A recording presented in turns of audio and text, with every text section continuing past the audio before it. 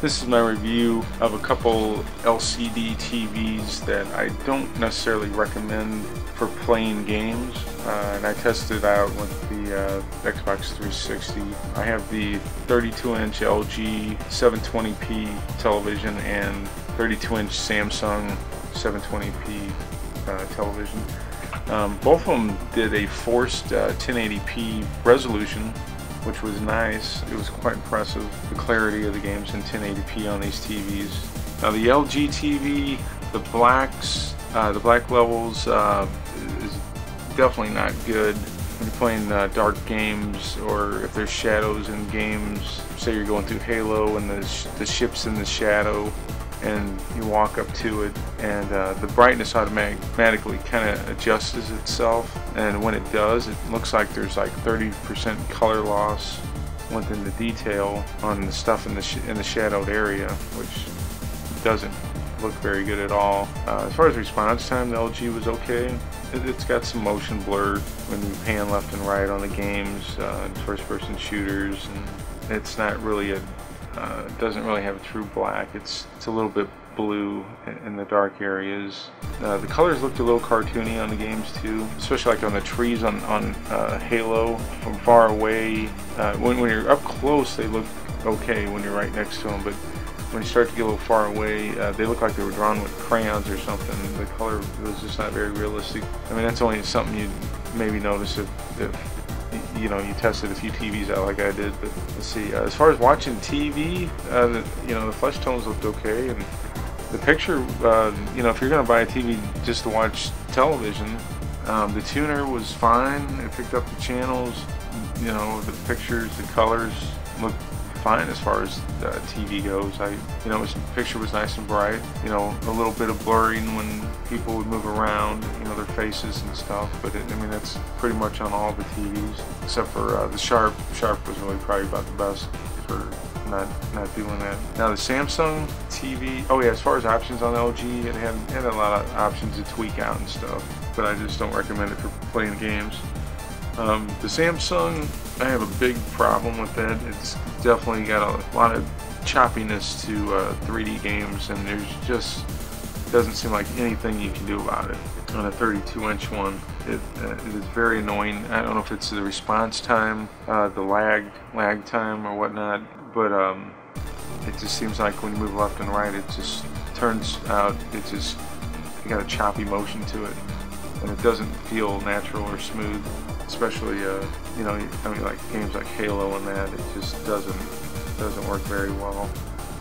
You know, if you're swinging around and shoot somebody, I felt a little disorientated, where I couldn't focus right on the character when I spun around, you know, to shoot them, and it started giving me a headache after a while. And I tried every option in the thing, turned off certain things, and it had a horrendous motion blur with certain options turned on also.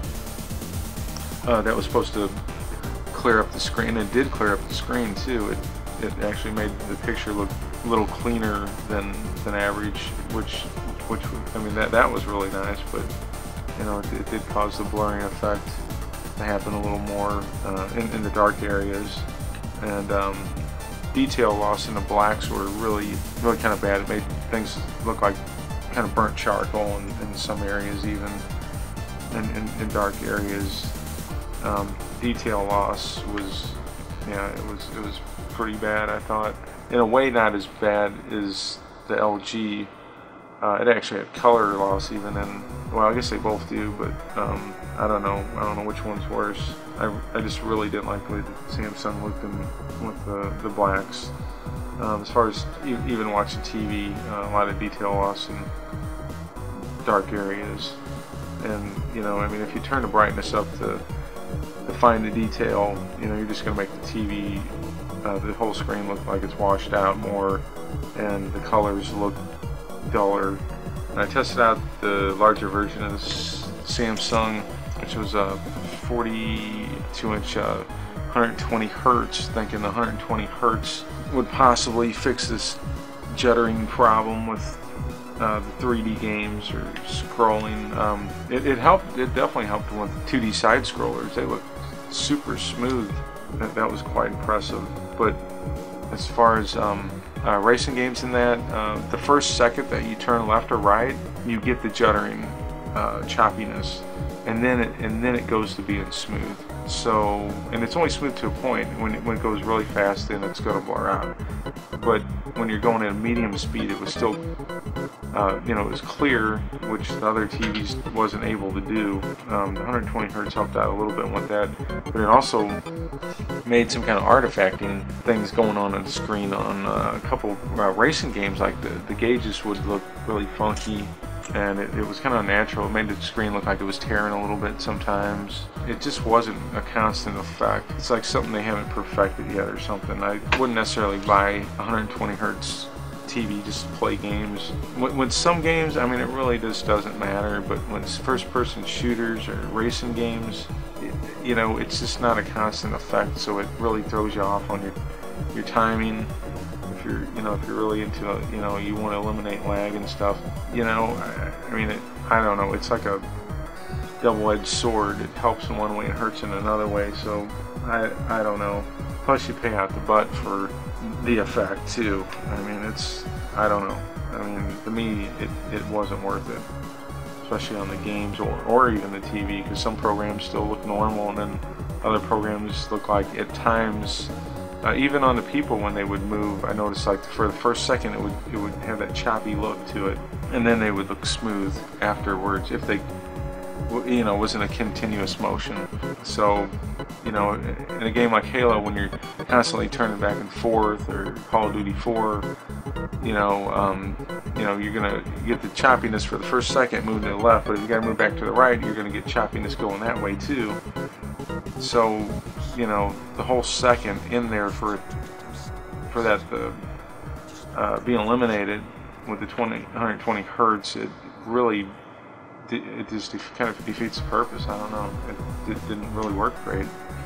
And then I turned it off, thinking, well, you know, I'll try different modes. It did game mode with it off, and man, you know, it was just like the 32-inch version that didn't have the 120 hertz. It was very choppy, a lot of choppiness, and it was something I could not stand. The Samsung, I don't recommend Samsung at all for playing games. Maybe that's just me. Maybe some people can put up with the jittery choppiness. The colors look pretty decent on Samsung. Like I said, details in the blacks, I would give it a thumbs down on that. The whites are decent. Not as good as the Sony. The sound wasn't that great on the Samsung.